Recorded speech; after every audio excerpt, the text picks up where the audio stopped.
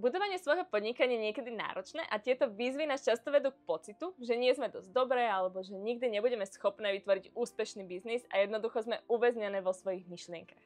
Práve preto som si pre vás pripravila 3 znamenia, ako zistiť, či ste naozaj na ceste k úspechu alebo nie. Aj keď si myslím, že ste, ale tak či onak, tu sú moje 3 znamenia. Takže prvým znakom, že ste na ceste k úspechu, je, že cítite pochybnosti, máte obavy alebo strachy týkajúce sa toho, čo robíte. Možno si myslíte, či to vôbec dokážem zrealizovať? Mám na to? Alebo sa jednoducho väčšinu času cítite vystrašené z toho, čo sa snažíte dosiahnuť. Viem, že to znie zvláštne, ale je to vlastne znak, že ste na ceste k úspechu, pretože ak by ste tieto pocity necítili, stále by ste boli vo svojej komfortnej zóne. Ale práve to, že cítite tieto pochybnosti, obavy a strachy, znamená, že ste sa posunuli mimo svoju komfortnú zónu. A práve tam sa deje tá mágia.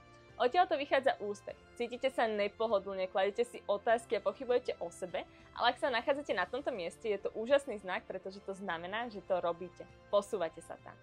Takže sa takto cítite, povedzte si, wow, naozaj to robím, som dosť odvážna na to, aby som si uvedomila, že toto je niečo, čo chcem pre seba dosiahnuť. Áno, síce ma to prinúti pochybovať o sebe, ale viete čo? Je to dobré, pretože ste na ceste to dosiahnuť. Takže je to neuveriteľný znak, tak sa nebojte, ak cítite všetky tieto pochybnosti. Takže môjim druhým znakom, že viete, že ste na ceste k úspechu, je, že viete, že chcete zmeniť svoj život k lepšiemu. Takže máte vedomie, že chcete zmeniť svoj život, že naozaj chcete byť úspešné. To je obrovský znak, že budete úspešné, pretože úspech nie je náhoda. Úspech vytvárate úmyselne a veľa ľudí prežíva svoj život tak, že nikdy neuvažujú o tom, ako chcú, aby ich život vyzeral, alebo že naozaj chcú žiť úspešnejší život. Len žijú bez toho, aby premýšľali o realite, alebo si len myslia, že ich realita je obmedzená a to je všetko. Takže to, že už teraz premýšľate nad tým, že si uvedomujete, že chcete pre seba vytvoriť úspech, že chcete zmeniť svoj život a urobiť ho úžasným, znamená, že ste na ceste to urobiť, pretože ako náhle máte túto víziu, potom vám to umožňuje ju skutočne manifestovať a priniesť do vášho života.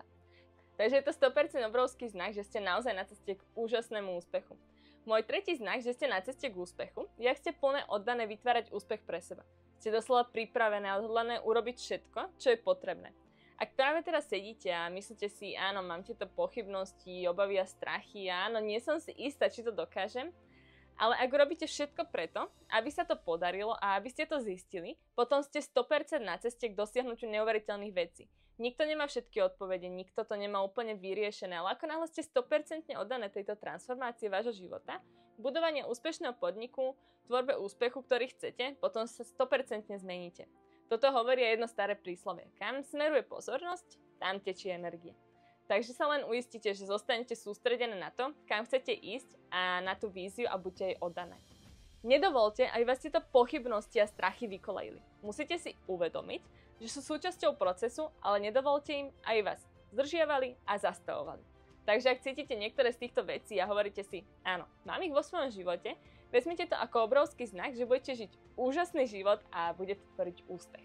Takže sa cítite dobre a naozaj sa tešte na to, čo príde.